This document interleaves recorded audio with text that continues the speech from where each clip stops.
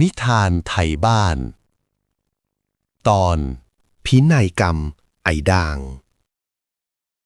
แดดยามบ่ายที่บ้านโคกสะอาดมันช่างร้อนระอุจนใบมะม่วงแห้งกรอบส่งเสียงดังแกรกยามลมพัดผ่านที่กลางลานดินหน้าบ้านไม้ใต้ถุนสูงหลังใหญ่ที่สุดในหมู่บ้านผู้คนนับ10ชีวิตยืนเบียดเสียดกันจนเหงื่อโทรมกายแต่ไม่มีใครบ่นสักคำทุกสายตาจับจ้องไปที่ทนายสมชายชายวัยกลางคนในชุดสูทสีเทาที่ชุ่มไปด้วยเหงื่อเขากำลังถือซองจดหมายสีน้ำตาลแก่ที่มีตราครั่งประทับไว้แน่นหนาข้างๆทนายมีเก้าอี้หวายตัวเก่าตั้งอยู่บนนั้นไม่มีใครนั่งนอกจากไอ้ด่างหมาพันทางสีขาวแต้มน้ำตาลหูตกข้างหนึ่งมันกำลังนอนเอาคางเกยอุ้งเท้าดวงตาสีเหลืองหม่นของมันมองไปที่ฝูงชนด้วยความสงสัยมันหาวออกมาฟอดใหญ่จนเห็นลิ้นสีชมพูสั่นระริกโดยไม่รู้เลยว่ามันกำลังจะกลายเป็นผู้ทรงอิทธิพลที่สุดในตำบลนี้เอาละครับทุกท่านกรุณาอยู่ในความสงบตามคำสั่งเสียสุดท้ายของท่านเศรษฐีบุญธรรมผู้ล่วงลับท่านได้ระบุไว้ชัดเจนในพินัยกรรมฉบับนี้ว่าสมบัติทั้งหมดทั้งที่นา500 ไร่บ้านไม้สักทองหลังนี้และเงินสดในบัญชีธนาคารอีก10 ล้านบาทจะตกเป็นของทนายหยุดชะงักกวาดสายตามองชาวบ้านที่ยืนอ้าปากค้างบางคนมือสั่นจนผ้าข้าวม้าหลุดจากไหล่บรรยากาศเงียบกริบจนได้ยินเสียงแมลงวันบินว่อนอยู่รอบหูไอ้ด่างสมบัติทั้งหมดจะตกเป็นของไอ้ด่างสุนัขคู่ใจของข้าพเจ้าโดยมีเงื่อนไขว่าใครก็ตามในหมู่บ้านนี้ที่สามารถดูแลไอ้ด่างได้ดีที่สุดให้มันมีความสุขที่สุดจนถึงลมหายใจสุดท้ายผู้นั้นจะได้สืบทอดมรดกทั้งหมดต่อจากมันสิ้นคำประกาศความเงียบถูกทำลายลงทันทีเสียงฮือฮาดังระเบงเซ็งแซ่เหมือนผึ้งแตกรังยายเมียนเศรษฐีนีเงินกู้ประจำหมู่บ้านถึงกับเป็นลมพับจนลูกสมุนต้องรีบผัดวีส่วนไอ้จ่อยขี้เมาท้ายซอยที่เคยเอาหนังสติ๊กไล่ยิงไอ้ด่างถึงกับทิ้งขวดเหล้าขาวแล้วซุดตัวลงคุกเข่าต่อหน้ามันไอ้ด่างสะดุ้งตื่นมันเอียงคอมองซ้ายมองขวาแล้วเลียจมูกตัวเองด้วยความหงุดหงิดมันไม่รู้หรอกว่าเงิน10 ล้านคืออะไรแต่มันสัมผัสได้ถึงรังสีความหิวกระหายจากสายตาของมนุษย์รอบข้างที่เปลี่ยนไปจากหน้ามือเป็นหลังเท้าโอ้ยคุณด่างครับคุณท่านด่างของไอ้จ่อยเมื่อก่อนที่ผมยิงหนังสติ๊กใส่นั่นมันเป็นการฝึกทักษะการหลบหลีกให้คุณท่านนะครับต่อไปนี้ไอ้จ่อยคุณนี้จะถวายตัวเป็นทาสรับใช้เองครับเพียงข้ามคืนบ้านไม้สักของเศรษฐีบุญธรรมก็กลายเป็นวิมานของหมายายเหมียนสั่งคนงานให้ขนที่นอนยางพาราอย่างดีมาปูให้ไอ้ด่างที่ชานเรือนกลิ่นหอมของน่องไก่ทอดน้ำปลาสูตรเด็ดโชยอบอวนไปทั่วบ้านไอ้ด่างที่เคยแทะแต่หัวปลาทูแห้งๆถึงกับมองน่องไก่ตรงหน้าด้วยสายตาพร่ามัวโถคุณด่างขาทานให้อร่อยนะเจ้าคะน่องไก่นี้สั่งตรงมาจากในเมืองเลยนะเดี๋ยวทานเสร็จแล้วยายจะลงมือนวดอุ้งเท้าให้คุณด่างเองอุ๊ยอย่าเพิ่งสะบัดขนสิเจ้าคะเดี๋ยวทองเส้นโตที่คอจะหลุดเอาใช่แล้วตอนนี้ที่คอของไอ้ด่างไม่ได้มีแค่ปลอกคอหนังเก่าๆแต่มันถูกประดับด้วยสร้อยทองเส้นเท่าโซ่ล่ามจักรยานที่ยายเมียนเอามาสวมให้เพื่อแสดงความจงรักภักดีไอ้ด่างพยายามจะเกาหูแต่ติดสร้อยทองจนทำหน้าเหยเกมันดูอึดอัดมากกว่าจะมีความสุขแต่มนุษย์รอบกายกลับคิดว่านั่นคือความสง่างามจากวิมานเกือบกลายเป็นสมรภูมิเมื่อข่าวเรื่องมรดกแพร่สะพัดไปถึงหมู่บ้านใกล้เคียงไม่ใช่แค่ยายเมียนหรือไอ้จ่อยแล้วที่อยากครองตัวไอ้ด่างแต่คราวนี้กำนันพงษ์ผู้ทรงอิทธิพลขับรถกระบะคันโก้ ขนอาหารเม็ดนำเข้าจากต่างประเทศมาเต็มหลังรถเสียงเบรกดังอี๊ดสนั่นหวั่นไหวหน้าบ้านไม้สักทองฝุ่นตลบอบอวนจนไอ้ด่างที่กำลังแทะน่องไก่ยายเมียนต้องจามออกมาฮัดเชยจนเศษไก่กระเด็นใส่หน้ากำนันถอยไปให้หมดยายเมียนหมาตัวนี้มันต้องอยู่กับระดับกำนันอาหารเกรดพรีเมียมถุงละ 3,000 นี่สิถึงจะคู่ควรกับท่านดางของพวกเรามาหาพ่อมาลูกมาดูรถแอร์เย็นๆของพ่อเร็วกำนันพงพยายามจะอุ้มไอ้ด่างขึ้นรถแต่ไอ้ด่างกลับถอยกรูดไปจนชิดบันไดบ้านมันมองดูคนกลุ่มใหญ่ที่รุมล้อมมันด้วยความหวาดระแวงหูที่เคยตกข้างเดียวตอนนี้ตกลงทั้งสองข้างแววตาที่เคยใสซื่อกลับฉายแววความเศร้าส้อยอย่างเห็นได้ชัดแต่มนุษย์พวกนั้นกลับมองว่ามันกำลังเลือกข้างและเริ่มแย่งชิงตัวมันเหมือนเป็นตุ๊กตาอย่างเพื่อเอาใจไอ้ด่างให้ถึงที่สุดชาวบ้านถึงกับลงทุนจ้างช่างเสริมสวยจากในเมืองมาทำสปาให้มันกลางถุนบ้านไม้สักกลิ่นแชมพูกลิ่นดอกลาเวนเดอร์ตลบอบอวนไปทั่วทุ่งนาแย่งชิงพื้นที่กับกลิ่นขี้ควายตามธรรมชาติไอ้ด่างถูกจับนอนบนโต๊ะไม้มีผ้าขนหนูสีชมพูพันหัวเอาไว้เหมือนคุณนายในวังโอ้ยผิวพรรณท่านด่างนี่ดีนะคะเนี่ยถึงจะหม่อมแมมไปบ้างแต่ถ้าได้ขัดสมุนไพรสูตรชาววังเข้าไปรับรองขนจะนุ่มลื่นจนแมลงวันเกาะไม่ได้เลยค่ะอุ๊ยอย่าเพิ่งดิ้นสิคะท่านเดี๋ยวมาร์คหน้าทองคำจะเลอะไอ้ด่างนอนลับตาปีมันรู้สึกคันยุบยิบที่พุงจนอยากจะเกาแรงๆแต่ขาของมันถูกคนช่วยกันจับไว้คนละข้างเพื่อตัดเล็บและทาสีทองลงไปที่เล็บเท้าแต่ละนิ้วมันครางหิงเบาๆในลำคอไม่ใช่เพราะความฝิ่นแต่เพราะมันคิดถึงการไปคลุกขี้โคลนแหล่งบ้านที่มันเคยทำเป็นประจำมากกว่าสิ่งสวยงามที่มนุษย์ยัดเยียดให้เหล่านี้ตกเย็นความวุ่นวายยังไม่จบลงเชฟประจำหมู่บ้านซึ่งจริงๆก็คือแม่ครัวร้านอาหารตามสั่งถูกจ้างมาปรุงอาหารมื้อค่ำให้ไอ้ด่างเมนูวันนี้คือสเต็กเนื้อวากิวคลุกขมิ้นกลิ่นเนื้อไหม้หอมกรุ่นปะทะกับกลิ่นกระเทียมเจียวชาวบ้านยืนกลืนน้ำลายเอื้อกมองดูไอ้ด่างที่นั่งบนเก้าอี้สูงเทียมโต๊ะอาหารโหท่านด่างครับเนื้อนั่นน่ะแพงกว่าทองที่ผมเคยจำนำอีกนะนั่นทานเยอะๆนะครับท่านถ้าท่านอิ่มไอ้จ่อยคนนี้ก็อิ่มทิพย์ตามไปด้วยท้องร้องดังโครกไอ้ด่างดมกลิ่นเนื้อหรูหราตรงหน้าเพียงครู่เดียวแต่มันกลับเมินหน้าหนีไปทางอื่นมันกลับชะเง้อมองไปที่จานข้าวคลุกปลาทูของเจ้าทุยสุนัขเพื่อนสีที่ยืนแอบอยู่ใต้ถุนบ้านที่ไม่มีใครสนใจไอ้ด่างน้ำลายสอเมื่อเห็นหัวปลาทูแห้งๆชิ้นนั้นมันพยายามจะกระโดดลงจากเก้าอี้เพื่อไปหาเพื่อนแต่ถูกมือเย็นๆของทนายดึงตัวไว้เสียก่อนกลางดึกคืนนั้นเมื่อทุกคนหลับไหลด้วยความเหนื่อยล้าจากการประจบประแจงหมาไอ้ด่างนอนขดตัวอยู่บนที่นอนยางพาราแสงจันทร์นวลตาพาดผ่านหน้าต่างไม้ตกกระทบที่คอของมันนอกจากสร้อยทองหนักอึ้งที่ชาวบ้านใส่ให้ยังมีปลอกคอหนังเก่าๆที่มันใส่มาตั้งแต่เกิดติดอยู่ด้วยทนายสมชายเดินเข้ามาในความเงียบแววตาของเขาไม่ได้มีความโลภเหมือนชาวบ้านแต่มีความเศร้าปนความเอ็นดูเขาค่อยๆเอื้อมมือไปลูบหัวไอ้ด่างเบาๆด่างเอ้ยแกคงอึดอัดมากสินะที่ต้องมารองรับกิเลสของคนพวกนี้นายท่านคงรู้ดีว่าผลมันจะออกมาแบบนี้ถึงได้ซ่อนสิ่งนั้นไว้ในปลอกคอแกสิ่งที่จะพิสูจน์ว่าใครกันแน่ที่รักแกจริงๆทนายสมชายปลดล็อกขนาดเล็กที่ซ่อนอยู่ในตะเข็บปลอกคอหนังออกภายในมีกระดาษแผ่นเล็กๆที่ถูกพับไว้อย่างประณีตเขาคลี่ออกมาอ่านเงียบๆก่อนจะถอนหายใจยาวแสงจากปลอกคอวับแวมเหมือนมีคำตอบของปริศนาทั้งหมดซ่อนอยู่ตรงนั้นเช้าวันต่อมา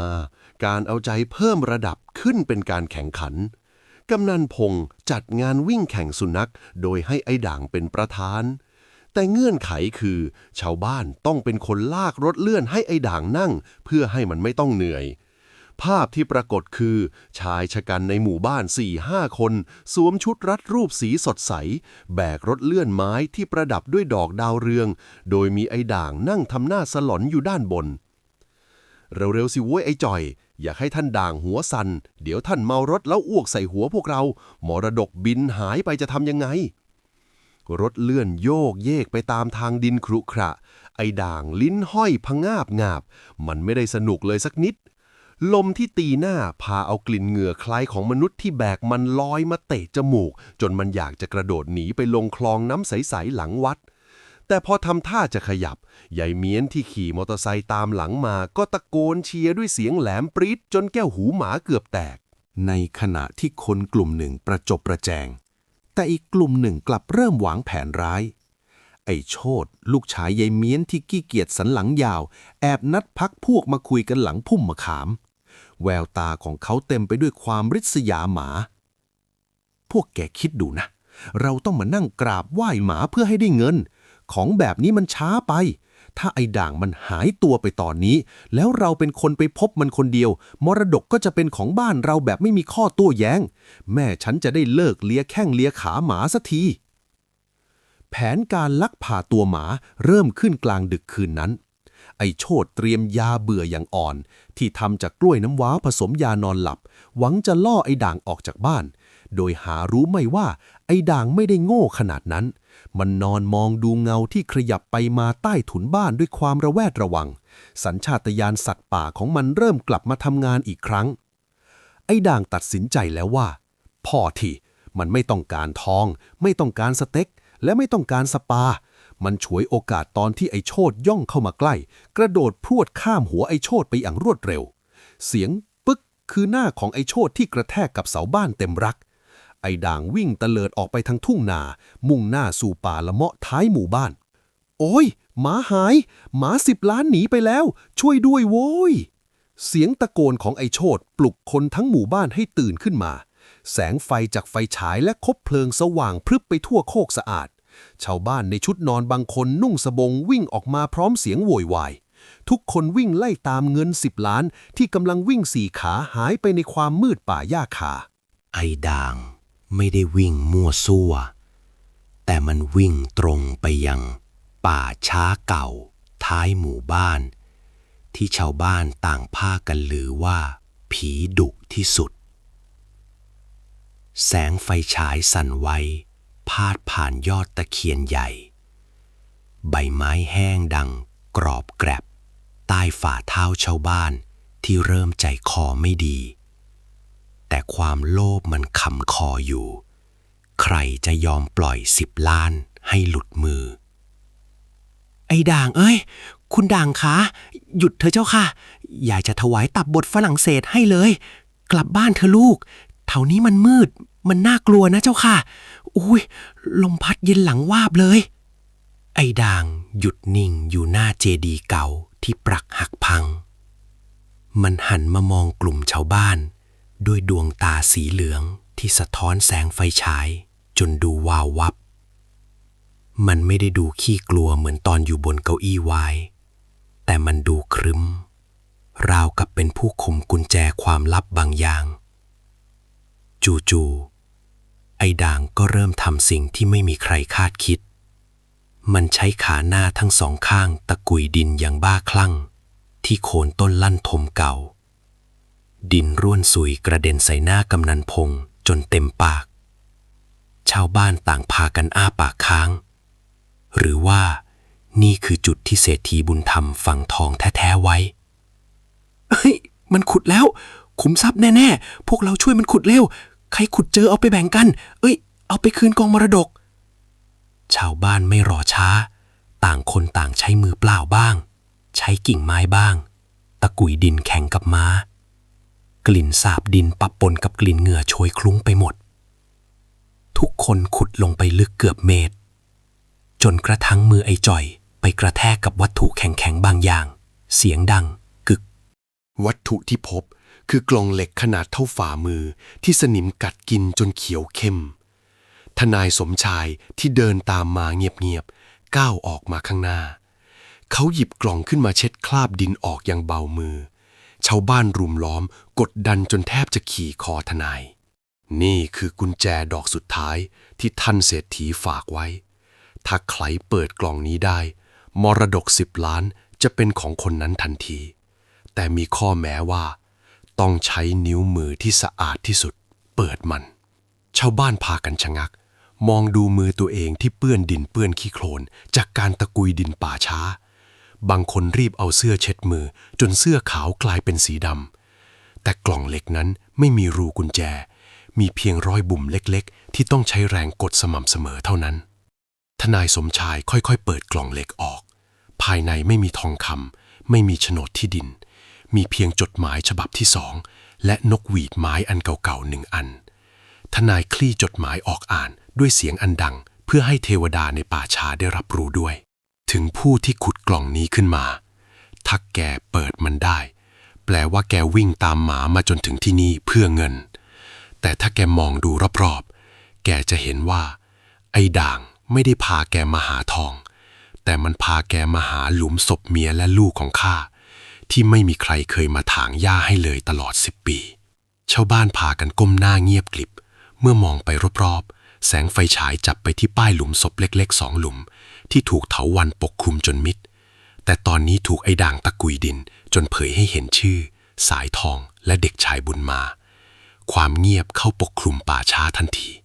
มีเพียงเสียงหอบหายใจของคนและความละอายใจที่เริ่มทำงานพินัยกรรมยังระบุต่ออีกว่าทนายอ่านต่อใครก็ตามที่เป่านกหวีดนี้แล้วไอ้ด่างยอมเดินไปหาด้วยความสมัครใจคนนั้นจะได้สมบัติไปทั้งหมดเพราะไอ้ด่างมันจำเสียงนกหวีดที่ข้าเคยใช้เรียกมันมาตลอดชีวิตได้ฉันก่อนฉันเลี้ยงมันมาดีที่สุดนวดเท้าให้ทุกวันมาเธอด่างลูกปีดแบบแหบแห้งไอ้ด่างนิ่งเฉยมันสะบัดหูใส่ใยเมี้ยน1 ทีแล้วนอนต่อกำนันพงลองบ้างไอ้จ่อยลองบ้างเสียงนกหวีดดังระงมไปทั่วป่าแต่ไอ้ด่างกลับทำเหมือนคนเหล่านั้นเป็นทาสอากาศมันไม่แม้แต่จะปลายตาดูทองเส้นโตที่คอตัวเองในกลุ่มชาวบ้านมีเด็กชายตัวเล็กๆชื่อไอ้จุกลูกหลานคนงานรับจ้างที่ไม่มีแม้แต่รองเท้าใส่จุกยืนอยู่ท้ายแถวมาตลอดในมือมันไม่มีทองไม่มีสเต็กมีเพียงข้าวเหนียวปั้นเล็กๆที่มันเก็บไว้กินเองจุกเดินกล้าๆกลัวๆเข้ามาหาทนายคุณลุงครับผมขอเป่าบ้างได้ไหมครับผมไม่มีเงินให้มันแต่ผมเคยแบ่งน้ำให้มันกินตอนแดดร้อนๆตรงใต้ถุนบ้านครับทนายยิ้มน้อยๆส่งนกหวีดให้จุกยัดนกหวีดเข้าปากแล้วเป่าออกมาเสียงนกหวีดไม่ได้ดังยาวสลวยแต่มันเป็นจังหวะสั้นยาวสั้นเหมือนที่เศรษฐีบุญธรรมเคยเป่าเรียกมันตอนไปทำนาด้วยกันทันทีที่เสียงนกหวีดสิ้นสุดลงไอ้ด่างลุกขึ้นยืนหูตั้งทันทีมันกระดิกหางรัวจนก้นบิดไปมามันวิ่งโผล่เข้าไปหาไอ้จุกแล้วเลียหน้าเลียตาเด็กน้อยจนล้มลงไปหัวเราะร่วนกลางดินป่าช้าทองที่คอไอ้ด่างหลุดกระเด็นหายไปในพงหญ้าแต่มันดูไม่สนใจสักนิดดูนั่นสิมันจำได้จริงๆด้วยหมามันไม่ได้เลือกคนรวยมันเลือกคนที่เคยเมตตามันจริงๆวะภาพเด็กชายกอดคอหมาพันทางท่ามกลางป่าช้าเก่ากลายเป็นภาพที่ลบความโลภออกไปจากใจชาวบ้านโคกสะอาดได้ชั่วขณะทุกคนลดไฟฉายลงปล่อยให้แสงจันทร์ทำหน้าที่ของมันเช้าวันใหม่ที่บ้านไม้สักทองไม่ได้วุ่นวายเหมือนวันก่อนๆทนายสมชายเรียกทุกคนมาประชุมอีกครั้งเพื่อปิดพินัยกรรมแต่คราวนี้ไม่มีใครมาแย่งที่นั่งไอ้ด่างทุกคนนั่งพื้นดินอย่างเจียมตัวจุกนั่งอยู่ข้างไอ้ด่างที่ตอนนี้สวมเพียงปลอกคอหนังเก่าๆอันเดิมท่านเศรษฐีระบุไว้ว่าหากผู้ชนะคือผู้ที่มีจิตใจเมตตาเงิน10 ล้านจะไม่ใช่ของคนคนเดียวแต่ให้จัดตั้งเป็นกองทุนสีขาโคกสะอาดเพื่อดูแลหมาจรจัดและช่วยเหลือเด็กยากจนในหมู่บ้านโดยมีไอ้จุกเป็นผู้จัดการร่วมกับทนายยายเมียนถึงกับน้ำตาซึมเธอเพิ่งนึกได้ว่าที่ผ่านมาเธอทำไปเพื่อตัวเองทั้งนั้นเธอเดินเข้าไปลูบหัวให้ด่างเบาๆคราวนี้ไอ้ด่างไม่หนี แต่มันกลับเอาหัวมาถูที่มือเธออย่างเป็นมิตร ตาจะบอกหลานไว้นะ มนุษย์เราบางทีก็หลงลืมไปว่า ความสุขมันไม่ได้วัดกันที่น้ำหนักของทองคำที่คล้องคอ เหมือนไอ้ด่างที่มันอึดอัดจนแทบตายกับสร้อยเส้นเครื่อง แต่มันกลับร่าเริงที่สุด เมื่อได้อยู่ในอ้อมกอดของเด็กที่ไม่มีอะไรจะให้มันเลย นอกจากความจริงใจ ทนาย ฉันขอสละเงินสมทบเข้ากองทุนนี้อีก100,000นะ ต่อไปนี้ฉันจะเลิกนวดเท้าหมาประจบเอาเงิน แต่จะมาช่วยจุกทำกับข้าวเลี้ยงหมาทุกวันเสาร์แทน เสียงหัวเราะกลับมาสู่หมู่บ้านโคกสะอาดอีกครั้ง ไม่ใช่เสียงหัวเราะจากการแย่งชิง แต่เป็นเสียงหัวเราะที่เกิดจากการให้ เวลาผ่านไปหลายปี ไอ้ด่างแก่ลงจนขากระเพลก แต่มันมีความสุขที่สุดในโลก มันได้นอนที่ไหนก็ได้ที่มันอยากนอน ได้กินปลาทูคลุกข้าวที่จุกเตรียมไว้ให้ทุกมือ จนกระทั่งวันหนึ่ง มันนอนหลับไปเฉยๆใต้ต้นมะม่วงต้นเดิมที่พินัยกรรมเคยถูกอ่าน ไปพักผ่อนนะเพื่อน ขอบคุณที่สอนให้ฉันรู้ว่า ความรวยที่แท้จริงมันคือการได้รักใครสักคนอย่างหมดหัวใจ จุกฝังไอ้ด่างไว้ข้างๆหลุมศพของเศรษฐีบุญธรรมตามความต้องการของทนาย ทุกคนในหมู่บ้านมาร่วมงานศพหมาตัวหนึ่งด้วยความเคารพรักเหมือนมันเป็นญาติผู้ใหญ่คนหนึ่ง หลังจากไอ้ด่างจากไป มีคนไปพบปลอกคอหนังอันเก่าของมันวางอยู่บนโต๊ะทำงานของเศรษฐี เมื่อพลิกดูด้านในมีข้อความสั้นๆที่เขียนไว้ด้วยลายมือหวัดๆของคนแก่ว่า เจ้าด่างไม่ใช่หมาของข้า แต่มันคือกระจกเงาที่สะท้อนให้เห็นว่า ใครมีค่าพอจะครองโลกใบนี้ เห็นไหม ความลับของพินัยกรรมไม่ได้อยู่ที่เงิน แต่อยู่ที่ว่า